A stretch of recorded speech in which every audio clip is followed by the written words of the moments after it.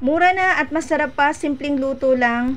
Yan ang ating for today's easy recipe, kaya kung wala ka pang ulam, pwede mo tong gayahin. Kaya tara, umpisahan na natin. Sigurado akong magugustuhan nyo ito. Bali, gumamit po ako dito ng 3 piraso ng talong. Hiniwa ko lang po yan sa katamtamang laki, pero depende pa rin po sa inyo kung ano po yung gusto nyong size. Bali, ipiprito ko lang po ito hanggang sa maluto po lahat.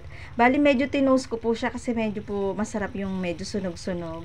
Ayan, at pagkatapos po ay babaligtarin ko na. Ulit-ulitin lang po yung process hanggang sa maiprito po lahat, at pagkatapos po ay tatanggalin ko na po yung mantika. Nagtira lang po ako ng konti para po sa pagigisa ng bawang at sibuyas. At pagkatapos po ay ilalagay ko na rin po yung giniling. Konting giniling lang po yung gagamitin ko dito. Isasangkutsa ko lang po ito hanggang sa lumabas po yung kanyang sariling mantika. Pero sa recipe na ito, pwede pong wala namang giniling kasi gagamit po tayo dito ng shrimp paste.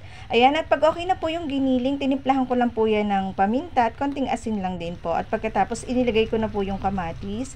Nung malambot na po yung kamatis, ilalagay ko na po itong bagoong alamang. Bali, ito po ay luto na. Kaya wala na po tayong idadagdag pa ng mga iba pang pampalasa. Kasi po may lasa na po itong ating bagoong alamang. Nagdagdag lang po ako ng konting asukal, pampabalanse ng lasa. At pwede na po nating ilagay yung ating pong ipiniritong talong. Then, haluin lang po hanggang mag-well combine. Pagkaraan po ng ilang minuto, ay ready to serve na po agad-agad ang ating binagoongan. Ayan, napakasarap po nito at sigurado po mapapakain kayo ng marami. Sana nagustuhan niyo po ito. Salamat sa panonood. Bye-bye.